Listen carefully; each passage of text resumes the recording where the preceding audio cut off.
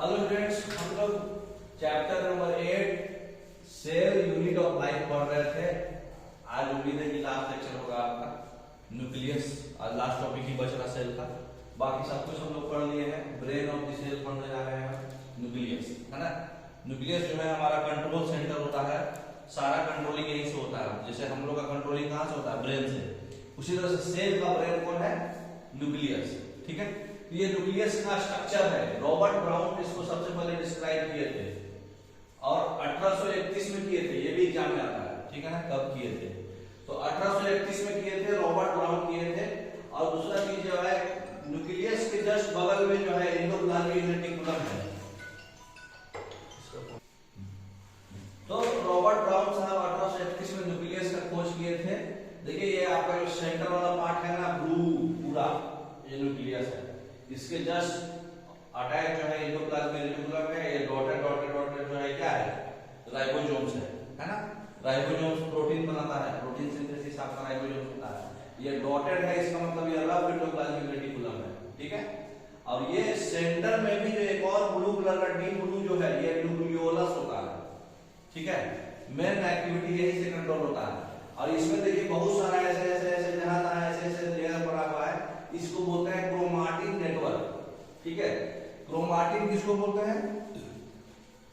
Chromosomes और plus ये जो प्रोटोप्लाज्म टाइप है, मतलब ये जो है पूरा उसका लिक्विड है ना, दोनों मतलब प्रोटीन, क्रोमोसोम्स और प्रोटीन जब मिल जाता है तब ये क्रोमाटिन नेटवर्क होता है, ठीक है।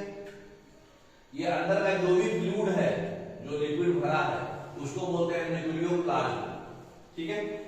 अब देखिए, आप देखिए इसके बीच में ये एक कवर है, इसको बोलते हैं न्यूक्लियर इन्वेलप। और बीच में जो गैप है, इसको बोलते हैं न्यूक्लियर पोर। पोर मतलब क्या होता है? छिद्र, छेद। तो ये बीच का न्यूक्लियर पोर है और ये न्यूक्लियर इन्वेलप है ना। इन्वेलप इन्वेलप इन्वेलप में भी देखिए अटैच है आपका राइबोसोम्स, दिख रहा ना, डॉटेड डॉटेड जो भी ये सब राइबोसोम्स है ना। और इन्वेलप से ही कनेक्टेड रहता है एंडोप्लाज्मिक रेटिकुलम, समझ गए। और उसके सेंटर पार्ट जो है न्यूक्लियोलस है, ये क्रोमाटिन है। क्रोमाटिन क्या होता है? Chromosomes plus protein. इसके बारे में डिटेल पढ़ेंगे नेक्स्ट। तो न्यूक्लियर इन्वेलप क्या होता है? न्यूक्लियर इन्वेलप जो था सबसे बाहर वाला ये है ना, ये ऐसा ऐसा बहुत सारा है। तो न्यूक्लियर इन्वेलप जो होता है, दो पैरेलल मेम्ब्रेन्स है और बीच में स्पेस होता है, जिसको हम लोग पेरी न्यूक्लियर स्पेस बोलते हैं, मतलब दो न्यूक्लियर के बीच का स्पेस है ना। तो ये जो है ऐसा ऐसा जो ये है, ये सब न्यूक्लियर इन्वेलप है। बीच में जो स्पेस है ये है ना, बीच में न्यूक्लियर कोर है ना। तो ये न्यूक्लियर मेम्ब्रेन जो है दो पैरेलल मेम्ब्रेन से बना होता है। 10 से 50 नैनोमीटर का बीच में जो स्पेस होता है, वो 10 से 50 नैनोमीटर का स्पेस होता है, ठीक है। स्पेस भी ध्यान रखना है कितना होता है। उस स्पेस को हम लोग बोलते हैं पेरी न्यूक्लियर स्पेस। जो आउटर मेम्ब्रेन होता है, जो आउटर मेम्ब्रेन होता है, वो हमेशा एंडोप्लाज्मिक रेटिकुलम से अटैच होगा। दो मेम्ब्रेन है ना, देखिए ये आउटर, ये इनर, आउटर इनर, समझ में? दो पैरेलल मेम्ब्रेन है, तो दो पैरेलल मेम्ब्रेन है। आउटर मेम्ब्रेन जो होता है वो एंडोप्लाज्मिक रेटिकुलम से अटैच होगा कंटिन्यूअस, दिख रहा ना। आउटर मेंबर जो भी है एंडोप्लाज्मिक रेटिकुलम है, एंडोप्लाज्मिक रेटिकुलम से अटैच है, ठीक है, कंटिन्यूअस है। और उसमें राइबोसोम्स होगा, डॉटेड डॉटेड जो भी है वो राइबोसोम्स है। आउटर मेम्ब्रेन जो होता है वो मतलब बहुत जगह पे उसका राइबोसोम्स रहेगा। न्यूक्लियर मेम्ब्रेन जो होगा, इनर मेम्ब्रेन, उसमें जो है परफोरेटेड रहता है छोटा छोटा न्यूक्लियर पोर्स, जिसमें आरएनए और प्रोटीन मॉलिक्यूल्स का मूवमेंट होता है। जो इनर मेम्ब्रेन है, ये अंदर वाला, ये अंदर वाला मेम्ब्रेन में ही ये गैप है, न्यूक्लियर पोर है। यही न्यूक्लियर पोर से आरएनए और क्रोमाटिन, यही प्रोटीन मॉलिक्यूल्स है ना।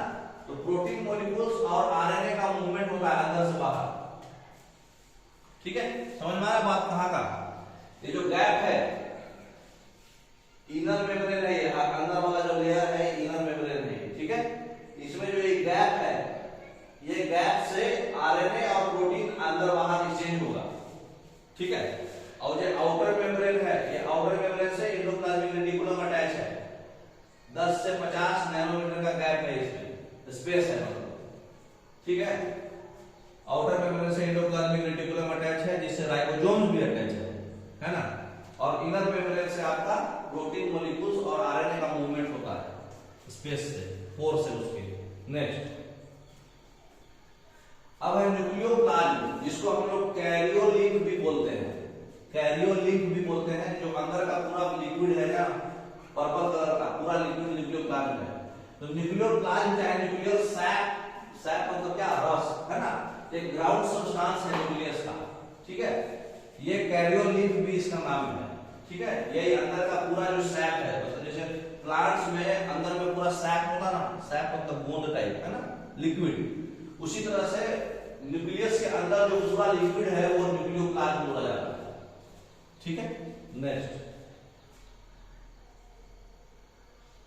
अब है क्रोमाटिन। क्रोमाटिन जो है इसका खोज किए थे फ्लेमिंग, रॉबर्ट ब्राउन खोज किए थे न्यूक्लियस का। क्रोमाटिन का खोज कौन किए थे?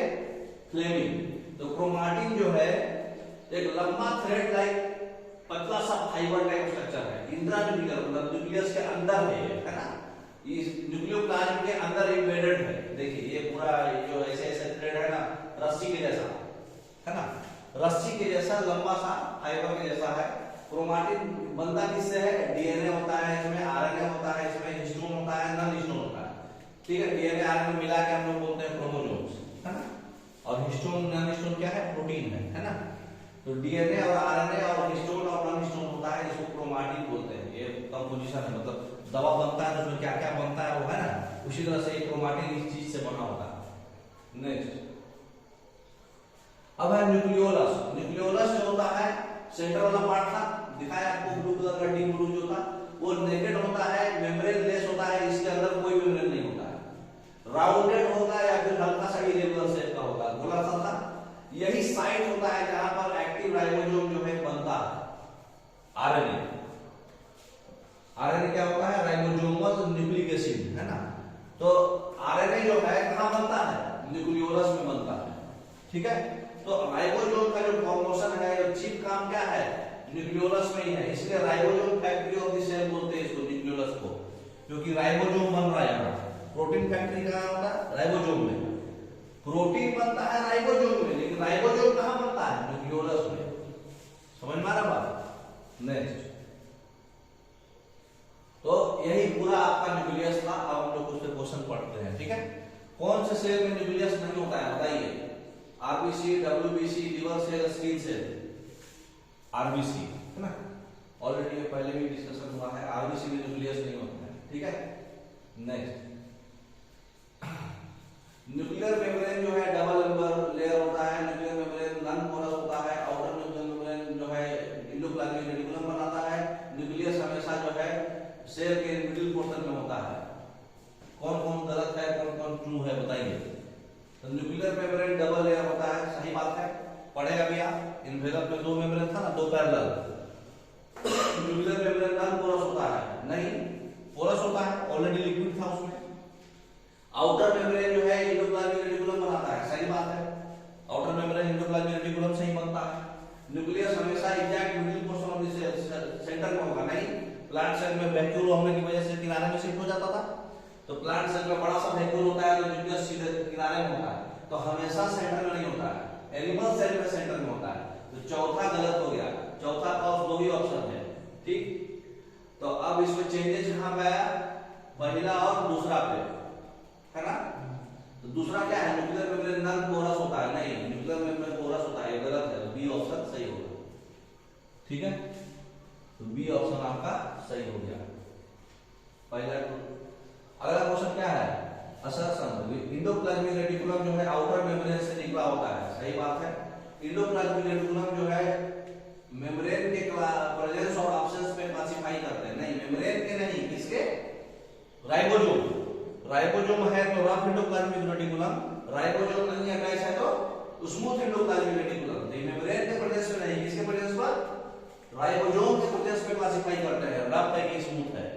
तो ये रीजन गलत हो गया, असर्शन सही है आपका। तो only A is true, C option सही हो गया। Next Praneet wants to know why nucleus shifted inside the plant cell. Plant cell में शिफ्ट क्यों होता है?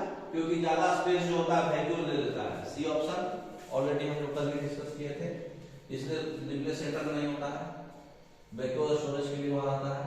अच्छा, yes, DNA organize along with protein into material called DNA जो है प्रोटीन के साथ जो ऑर्गेनाइज होता है न्यूक्लियस के अंदर उसको क्या बोलते हैं? क्रोमैटिन, है ना? Histone non histone plus DNA plus RNA, C option. Next, organelles important in spindle formation during nuclear division. Nuclear division में जो स्पिंडल फॉर्मेशन होता है वो कौन सा ऑर्गेनेल की वजह से होता है? सेंट्रियोल की वजह से। ऑलरेडी आपको कल के क्लास में बताए थे, है ना? नेक्स्ट, अब आ जाइए क्रोमोसोम्स के बारे में पढ़ते हैं। क्रोमोसोम्स क्या होता है? ठीक है, ओके, थैंक यू। न्यूक्लियस समझ में आ गया होगा।